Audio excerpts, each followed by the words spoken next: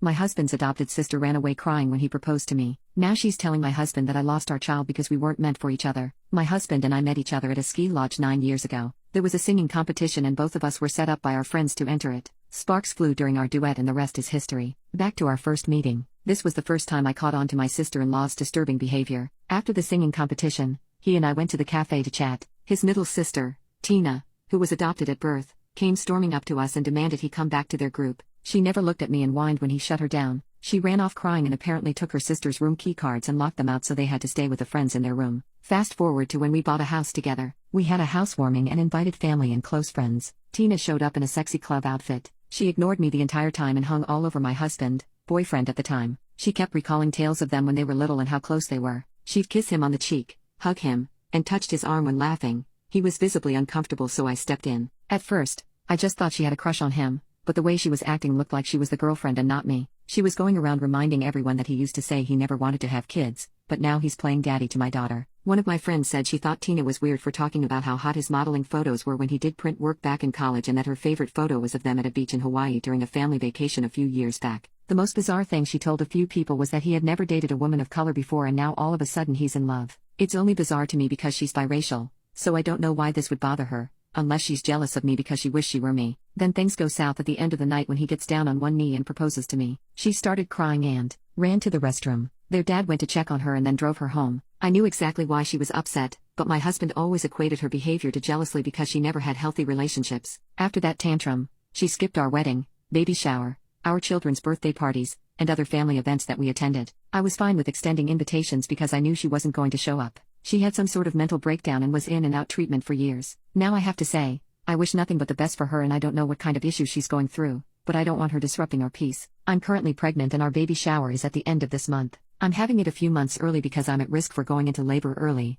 like I did with my other 2 children. My mother-in-law called to RSVP and stated Tina would be riding with them and if it was okay if she brought her new boyfriend. I was surprised because we hadn't seen her in years, but I was apprehensive to agree. Eventually, I did agree and hoped that she resolved whatever caused her so much distress when she was around my family. Well, it took all of 24 hours for her to start her nonsense. She texted my husband paragraphs at 3 a.m. telling him how she felt about our family. First, she went on to say how much she missed them being close and how I came in and destroyed their close relationship, when I barely said 50 words to her in 9 years. She asked him if he was happy with his life because again, he used to say he never wanted kids or to get married. She then asked if he thought about her in all this time and if he could meet up with him before the shower and talk alone, face to face. That was the last straw for me. I asked my husband if he knew she was in love with him and he just shrugged and said he didn't doubt my theory. Apparently, when she was 11, she asked if they could cuddle and kiss and he said no. He admits her behavior since then has always been weird and dramatic, but he didn't pay her much attention because there were many siblings and they all hung out all the time. I asked him if he could uninvite her and this new boyfriend because I think she's going to bring drama to our baby shower. He said he wants to talk to his parents first to see what kind of state she's been in, but I know in my gut that she's ready to ruin our day with her theatrics. Update: my husband ran home because Tina blew up his phone, texting and calling. Now, my husband always texts or calls me on his lunch break to check on me, even before the pregnancy, so I knew something was wrong when he didn't. Since he left Tina on read, she started calling and sending a slew of unwarranted and degrading texts about me and our children, so basically Tina being Tina. He didn't run it by me, but he sent her a long paragraph, which he showed me when he got home, basically telling her off and told her that he would rather never speak to her again than listen to her talk bad about our family. He told her she would never be invited to any of our family functions and that she needed to check herself back into the hospital if she thought their sibling relationship was ever closer than it actually was. He closed it by saying he would let the family know the reason she was uninvited and that he hoped she's either seeing a therapist or would find one immediately. I'm not surprised at his response because the things she said pushed him to that breaking point. I think the worst thing she said was that my 2 miscarriages years ago, which would have been our first child together, was caused because we don't actually belong together and that my body couldn't even carry any of my children to term. I expected her to bring something like this up, but I could tell it really hurt him,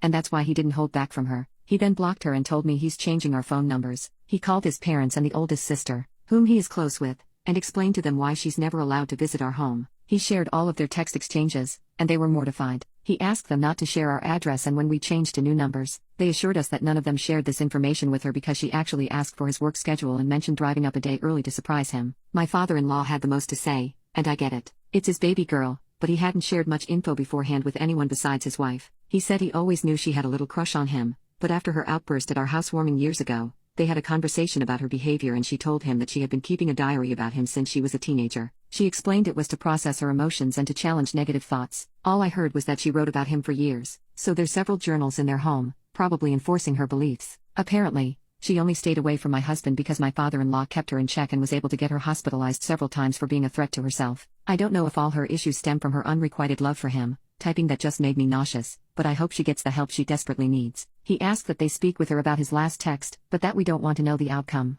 They told us they would deal with her and apologized for thinking she had resolved her issues. My in-laws are saints, and I thank them for believing us and keeping her away for all these years. Luckily, she's currently living with them due to her issues, so they're going to speak to her tomorrow morning. The bio sister-in-law called me when we got off the phone with the in-laws. She told me that she was really sorry because she's the one who hooked the new boyfriend and Tina up and suggested that she show him off at the baby shower, but admitted they had only been dating for like 2 weeks. She said she sent the text Tina sent to my husband to her the boyfriend, so I'm pretty sure they're probably not a thing anymore. I'm kind of nervous how Tina will deal with 2 rejections so close together. The 2 sisters aren't that close, and she was audibly disgusted to find out that her sister has been pining for their brother all these years. She has a theory, though. She thinks it started with the older bio brother, Sean, because when Tina was little, she would follow Sean around all the time. He's older, so he went off to college abroad. Tina was about 10, and then he permanently moved to Europe. It seems like the crush transferred to my husband when Sean left. Sean hasn't been back to the States since he graduated high school, and no one really has contact with him, so she said she can't call and ask him about it.